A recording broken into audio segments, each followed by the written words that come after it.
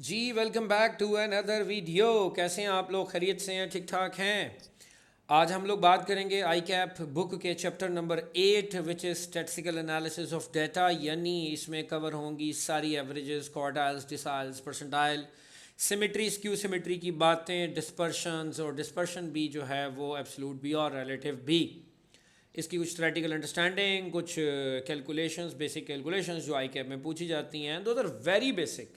ये वीडियोस मेरा कंसर्न है आपका पेपर पास करने के लिए, पेपर का टॉप नहीं। पेपर टॉप के लिए तो आपको क्लासें लेनी पड़ती हैं बेटा, बहुत सारे डिटेल कॉन्सेप्ट्स आपको सीखने पड़ते हैं। इन वीडियोस का ताल्लुक है सिर्फ आपके पास पास पास पास पास पास, यानी जो पास होने की क्षमता और प्रोबेबिलिटी है वो आपके पास पास रहे, आप कामयाब हो जाएं और आगे बढ़ें और कैफ में जाएं। कब तक बीआरसी में रुकना है मेरी जान के टोटो? हैं जी मेरे छोटो, मेरे प्यारो, मेरे बच्चों। तो शुरू करते हैं हम लोग। दो दो रास्ते हैं मेरे पास इसको करने के, और मैं पहला रास्ता तो ये है कि मैं आपको पहले सारे फार्मूलाज बताऊं, ये और नहीं यार, फार्मूलाज में मैं एंड पे जाके बता दूंगा। और वैसे भी फार्मूलाज ना आपको बुक में मिल जाते होते हैं। That is not the big deal. The big deal is formula हो तो उसको क्रैक कैसे करना है। हाँ, वो जहाँ पे मसले मसाइल आएंगे वो मैं आपको ज़रूर बताता चला जाऊँगा। सबसे पहले हम शुरू करते हैं theoretical understanding. Mean, harmonic mean and geometric mean. पहली स्टेटमेंट आपके सामने, mean, harmonic mean and geometric mean may not be among the values found in the data। इस बात का क्या मतलब है? ये बात तो पहली बात है करेक्ट है। अच्छा, ये सारी बातें करेक्ट हैं, मैंने सारी correct correct correct correct correct correct बातें लिख दी हैं। आपने इन्हीं को समझना है, और इनसे कोई भी इख्तलाफ राय रखने वाली बात पेपर में आएगी तो वो यकीनी तौर पर रॉन्ग होगी। करेक्ट। मीन, हार्मोनिक मीन और ज्योमेट्रिक मीन ऐसी वैल्यूज़ नहीं है जो तुम्हें डाटा में दिखें। मतलब मिसाल के तौर पर मैं आपके सामने लिखता हूँ 1, 2 और 5, ठीक है। अब मुझे अगर इसका अर्थमेटिक मीन निकालना है 1 + 2 + 5 ÷ 3, तो ये मेरे पास आ जाएगा 2.67, ठीक है। 5 और 2 7 और 1 8 ÷ 3, ये 2.67। अब 2.67 जो है ना वो डाटा में कहीं नहीं पड़ा होता, ठीक है। These are not the values. हो सकता है कि जैसे मैं कहूँ 1, 1, 2 और 3, ठीक है, इसका मुझे मीन निकालना हो तो दिस वुड बी 6 ÷ 3 यानी 2। अब हो सकता है डेटा वैल्यू हो, तो दिस मे नॉट बी। जबकि दूसरी स्टेटमेंट क्या लिखी है, गौर से देखें, mod must be one of the values found in the data. क्यों भला? जो डाटा में अकरिंग वैल्यू होगी मोस्ट ऑफ द टाइम वही मॉड होगा ना। If any value which is not any value which is not occurring the most, that value could not be a mod ना। और अगर डाटा में कोई ऐसी वैल्यू है ही नहीं तो मॉड की तो एक प्रॉपर्टी और भी हो गई क्या, कि it is possible that there can be no mode in the data, ठीक है। अच्छा, यानी मॉड का वही वैल्यू होना ज़रूरी है। अब यहाँ पे कुछ बच्चे सोच रहे होंगे वो ग्रुप डाटा में तो ऐसा नहीं होता।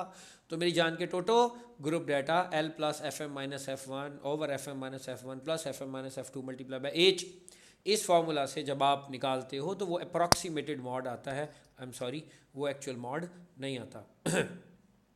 इन case of ungroup data there can not be more than one mean है।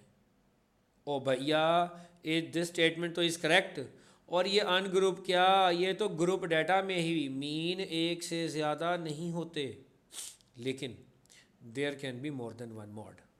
मॉड एक से ज़्यादा हो सकते हैं, मिसाल के तौर पर 1, 2, 2, 3। यार ये कुछ आज पेन मेरा ख़राब चल रहा है, बल्कि बहुत ही बड़ा गर्क चल रहा है। बड़े बच्चे जो है वो छेड़ने के लिए कमेंट कर रहे हैं, सर पेन बदल लें, पेन बदल लें। तो 1, 2, 2, 3, 3, 4, ठीक है। अब इसमें क्या मोड है आपका? इसमें मोड आपका 2 भी है और 3 भी है। तो there can be more than one mode.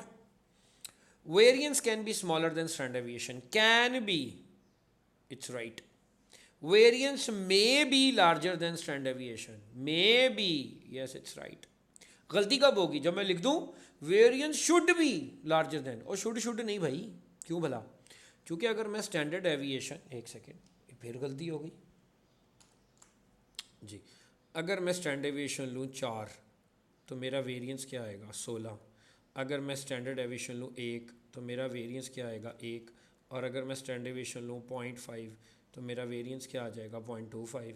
इस तरह अगर आप गौर करें तो variance can be less than standard deviation, can be equal to the standard deviation and can be more than the standard deviation. तो भैया तो वेरिएंस में बी, कैन बी, ये बातें दुरुस्त थी। अब तीसरी स्टेटमेंट पढ़ें, variance might be equal to the standard deviation, हाँ ये बात दुरुस्त है। Must be, should be, always be, ये बातें गलत होंगी। ओके, क्योंकि हमेशा ऐसा नहीं होता। Range is a measure of dispersion, जी हाँ। अब इसकी गलत स्टेटमेंट्स क्या होंगी? Quartile is the measure of dispersion, गलत। Mean is the measure of dispersion, गलत। Standard deviation is the measure of dispersion, yes correct. ठीक है, तो मीन जितने भी हैं पांचों एवरेजेस हमारे, ये सब हमारे मैयर्स ऑफ एवरेजेस हैं, मैयर्स ऑफ लोकेशन है। क्वार्टाइल डिसाइल इन्हीं की एक ऑफ शूट्स हैं, जबकि range, quartile deviation, standard deviation, variance and coefficient of variations, ये जो टॉपिक्स हैं ये डिस्पर्शन है, ये डाटा का फैलाव ही बताते हैं। Quartile deviation, semi interquartile range is a measure of dispersion, yes ये भी स्टेटमेंट करेक्ट है। स्टैंडर्ड डेविएशन और variance is a measure of dispersion, yes this is also correct statement. Mean, median and mode are the averages और central tendencies और measures of location. आप इन तीनों में से कोई भी नाम कहा जाए तो भैया ये सेम है, मिक्स ना कर देना, ठीक है। ये एवरेजेस हैं जी, सही है। आगे क्या लिखा हुआ है जी? Percentiles, percentiles, deciles and quartiles are the measures of fractiles और क्वांटाइल्स। ये मैयर्स ऑफ फ्रैक्टाइल्स या क्वांटाइल हैं जिनका काम होता है डेटा के टुकड़े। ठीक है, मैं ये लिख देता हूँ, इनका काम क्या है? डेटा, डेटा के टुकड़े। बड़ा बेड़ा गर्क सा पेन चल रहा है यार, एक सेकंड रुकना। हाँ, अब लग तो रहा है कि शायद पेन जो है वो ठीक काम कर रहा है। अच्छा जी, अगली स्टेटमेंट क्या थी हमारे पास? Percentile, decile and quartiles are the measures of fractiles. ठीक है जी, ये भी हमारी स्टेटमेंट करेक्ट हो गई। Mod must be one of the values found in the data, ये बात पहले भी हमने डिस्कस की। This is not necessarily mean that mean, median, geometric mean, harmonic mean is any actual value from the data. यानी mod के अलावा बाकी जितनी भी एवरेजेस हैं लाजमी नहीं है कि वो डाटा का पार्ट, डाटा की एक्चुअल वैल्यू ही हो। ठीक है, in case of ungroup data there can be more than one mode, हाँ हो सकते हैं, अभी हमने ऊपर डिस्कस की, there could be one more than one mode. Any averages other than the mode can not be more than one. ठीक है, अब ये देखो एक ही बात तीन मुख्तलिफ अंदाज से आपके सामने आई है। If data is increase by 20%, data को अगर मैं 20% से इंक्रीज़ करूँ, याद रखें इंक्रीज़ बाय 20% का मतलब क्या होता है? पहले तो लाइन ही गलत लग गई है। इंक्रीज़ बाय 20% का मतलब होता है, मैं इसको यहाँ पर लिखता हूँ, इंक्रीज़ बाय इसका होता है मल्टीप्लाई बाय 1.2। तो मल्टीप्लाई बाय 1.2 का मतलब होता है चेंज ऑफ स्केल। ठीक है, okay, multiply by 1.2 each value, then mean, median and mode are increased by 20%। ये बात आपको याद रखनी पड़ेगी। अच्छा, अगर ऊपर 20% तो ये चेंज होंगे 20%, ऊपर 30% ये चेंज होंगे 30%, ऊपर 80% ये चेंज होंगे 80%। डन। अच्छा, जीएम और एचएम के बारे में ये कि चेंज होंगे, इनकी क्वांटिफाई नहीं आपने करके बताना कि कितना। ठीक है, क्वांटिफाई नहीं बताना कि कितना। ओके, हम कर भी नहीं पाएंगे, बड़ा थोड़ा लंबा सा अजीब सा काम है। Range, quartile deviation and standard deviation also increased by 20%। अब मज़े की बात है, ये तीनों चीज़ें क्या हैं? ये तीनों चीज़ें हैं डिस्पर्शन।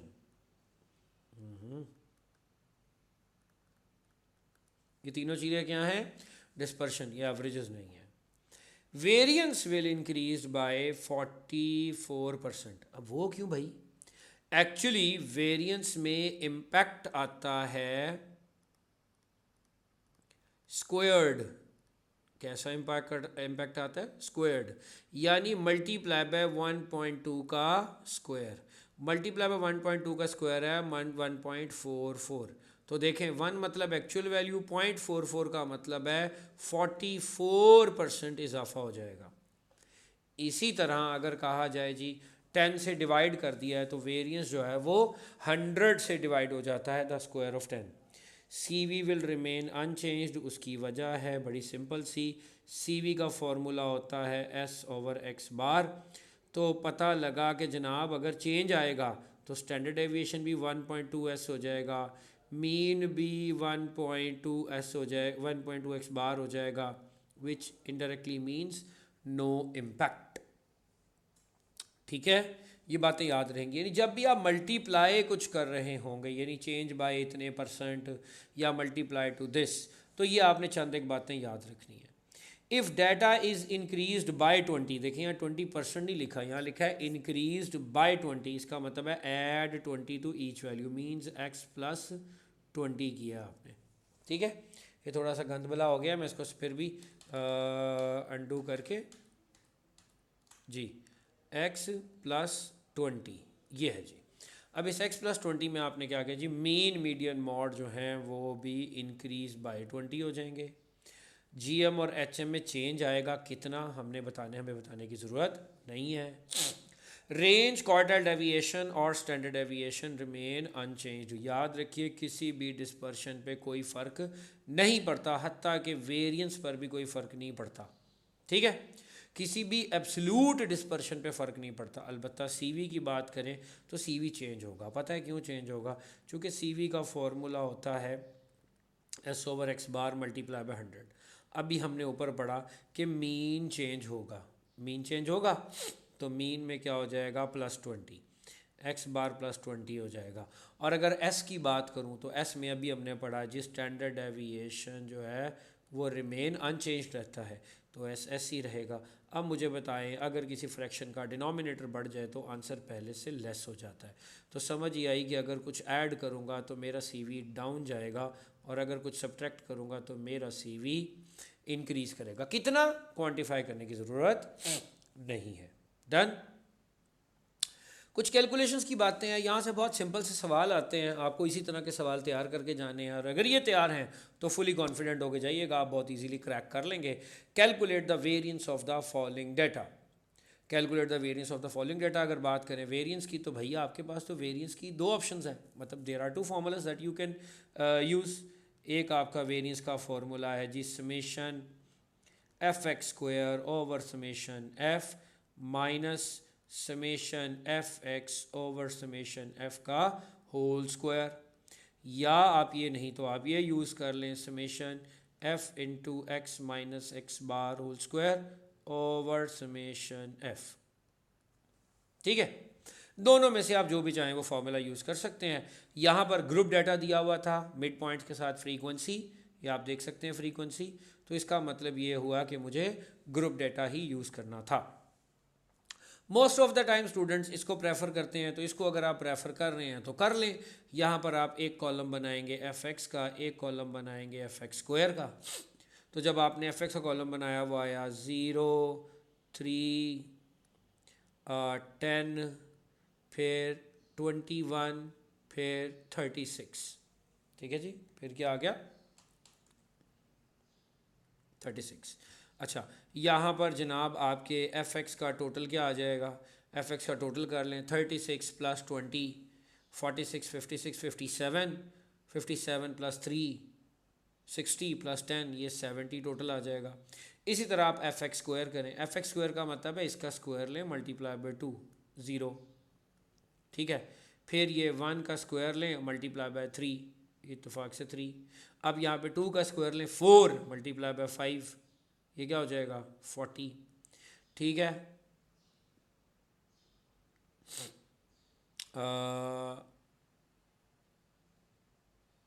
10 इंटू, नहीं यार क्या हो गया, 4 इंटू 5 करना है, 20 आना है। मैं भी परेशान हो गया एकदम से, मैंने फ़्लो में क्या लिख दिया। ठीक है जी, क्या आ गया 20। उसके बाद 3 का स्क्वायर लीजिए 9 इंटू 7, ठीक है क्या होता है 63। ठीक है, बड़ा ही कुछ स्पूकी टाइप। उसके बाद क्या होगा जी, 9 4 36 तो हो गया, लेकिन 4 4 16, 16 × 9 हमारा होता है 144। इसका भी यहाँ पर जनाब आप सम कर लें, ठीक है। सम करने के बाद अपना फॉर्मूला यूज़ करें और अपना काम चला लीजिएगा, कोई परेशानी वाली बात नहीं है। And the last tip is कि आप इसे कैलकुलेटर में भी काम कर सकते हैं। कैलकुलेटर और कैलकुलेटर की वीडियो माय यूट्यूब चैनल, इसी चैनल पर पड़ी है, ठीक है जी, आप जाके ढूंढ लीजिएगा। ओ यार ये क्या हो गया, लिखा ही नहीं जा रहा आगे। ओहो, कोई बात नहीं, कोई बात नहीं बच्चों, आपने साथ रहना है। मेरा ई नहीं लिखा जा रहा, बट खैर है, मैं यहीं पर हूँ, मैं हिम्मत नहीं हारूंगा, या तो मद्दा ही पै गया। ठीक है, आज मैं भी लिख के रखूँगा, क्या याद करेगा तू बेटे, ये ले चल, आप जाके वहाँ देख सकते हैं। हम अगले क्वेश्चन की तरफ आए हैं। अगला क्वेश्चन किधर गया,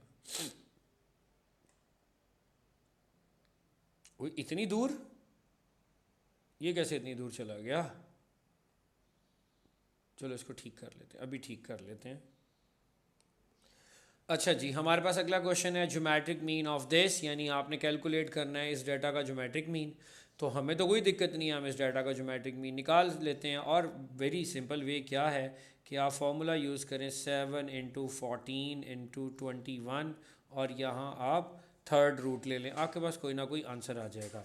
अगर आप इसे एज इट इज़ कैलकुलेटर पे टाइप करना चाहते हैं, तो कैलकुलेटर के में आप क्या करेंगे, कैलकुलेटर में लिखने का ट्रिक है कि आपने ब्रैकेट ओपन करनी है, 7 × 14 × 21, ठीक है जी, ये लिखना है। ब्रैकेट आपने करनी है क्लोज़। जैसे ही आप ब्रैकेट क्लोज़ करेंगे, उसके बाद आप एक बटन यूज़ करते हैं x⁻y या x⁻, डब्बा, ठीक है।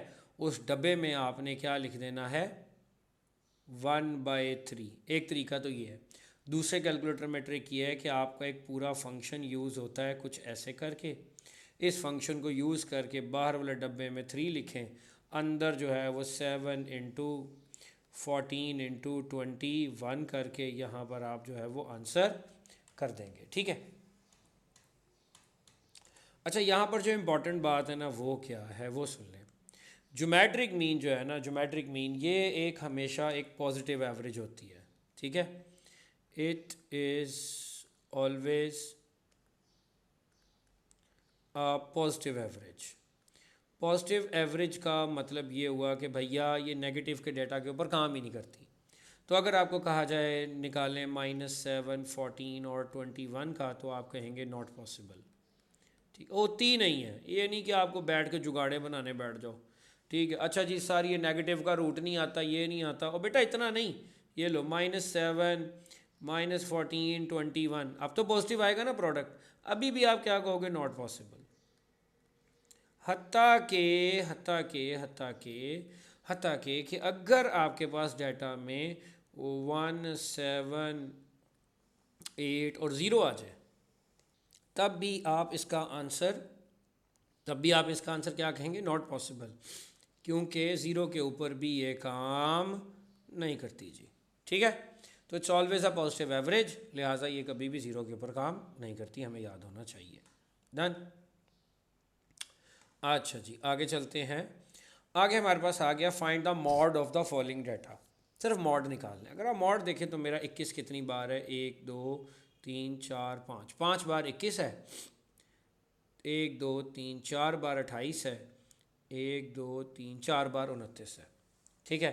तो मुझे साफ नज़र आ रहा है the value which is occurring the most mod is what, is 21। Fine, ये भी समझ आ गया। अब अगर इसी सवाल में वो कह दे भाई कि चेंज कर दे, वो कह जी मीडियन बताओ,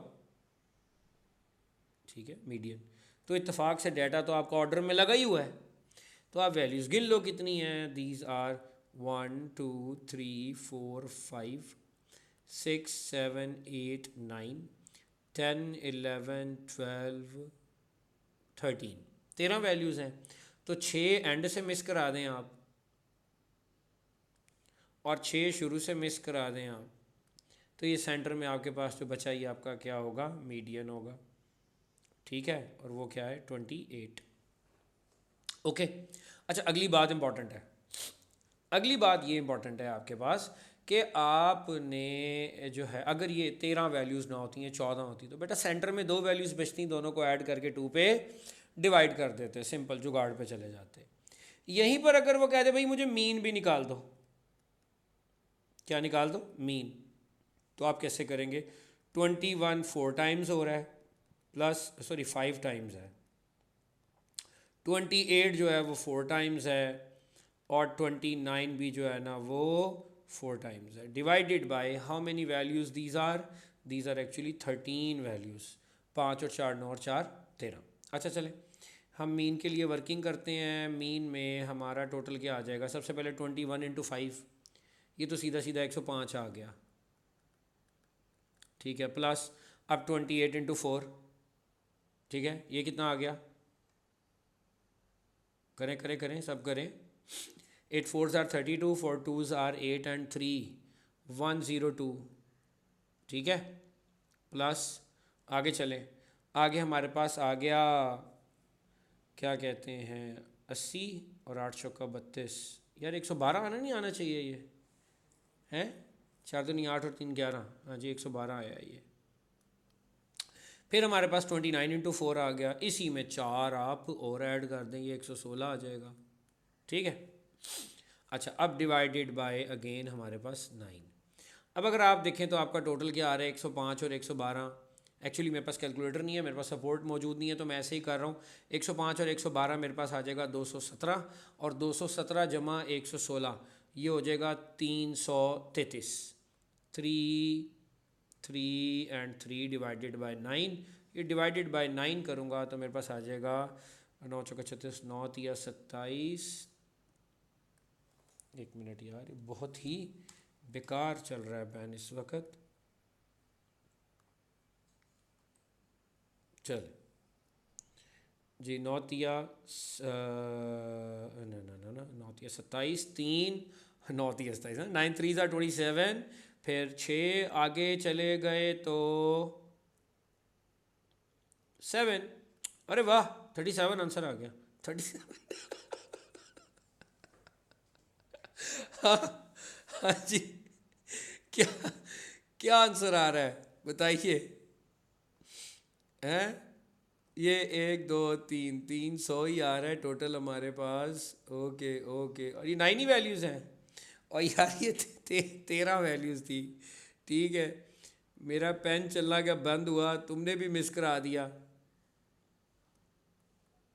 अच्छा आपको पता है मैं 37 पे क्यों हंसा हूँ, पूरे डाटा में कोई 30 लेवल की वैल्यू ही नहीं है, तो ये 37 कैसे आ सकता है, ठीक है। अलबत्ता यहाँ पर आप इसके मीन का आंसर कर दीजिएगा, डन, खुद ही कर लेना ना यार अब।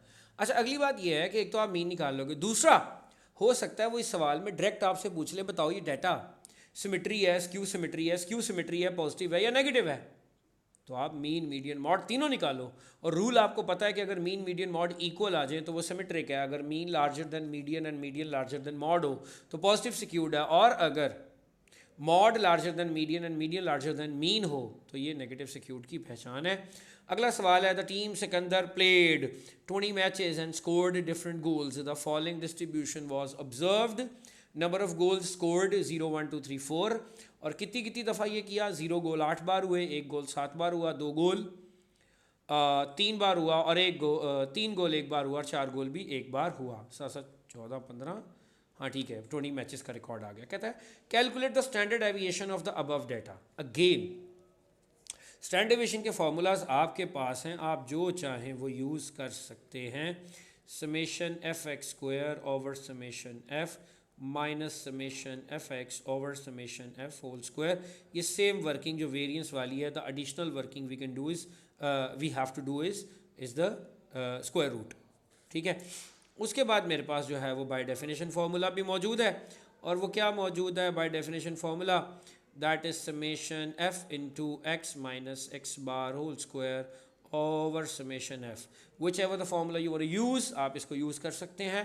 अलबत्ता यहाँ पर जो इम्पोर्टेंट चीज़ है वो ये है, आपको 20 मैचेस का जो है वो गोल्स का रिकॉर्ड दिया हुआ है। तो goals is your actual variable, ये आपका एक्स होगा and this is your frequency.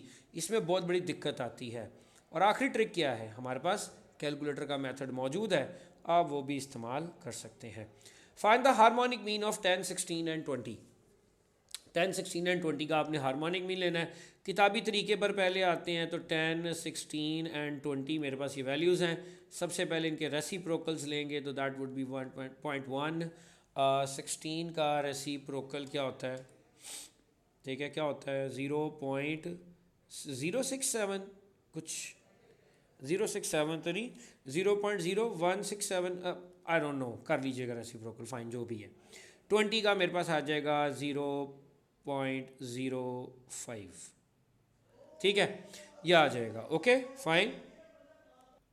तो आप यहाँ पर रेसिप्रोकल्स का जो है वो टोटल कर लेंगे, दैट इज समेशन 1/x।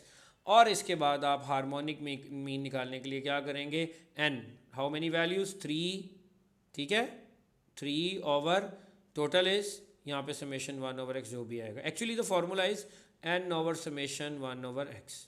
अच्छा, अब कैलकुलेटर का शॉर्टेस्ट तरीका, किताब काली करने की, सफ़ा काला करने की ज़रूरत नहीं है, बगैर कलम कापी के सबसे पहले लिखेंगे नंबर ऑफ़ वैल्यूज़, वो आ जाएंगी 3, फिर डिवाइड का साइन डालेंगे, फिर ब्रैकेट ओपन करेंगे, फिर लिखेंगे 10 और इसकी पावर इन्वर्स। यहाँ पे आपको कैलकुलेटर पे एक बटन मिलेगा ऐसे करके, वो डाल देंगे, प्लस 16 जो है वो इन्वर्स, प्लस 20 फिर वो क्या है इन्वर्स, इक्वल टू का बटन दबाएंगे, कैलकुलेटर आपको ठक करके फाइनल एक्यूरेट आंसर कर देगा। उम्मीद करता हूँ ये चैप्टर भी आपका अच्छे से रिवाइज हो गया होगा। और अपना ख्याल रखिएगा बहुत सारा। बाय बाय, टेक केयर, अल्लाह हाफिज़। मिलते हैं नेक्स्ट वीडियो में किसी और टॉपिक के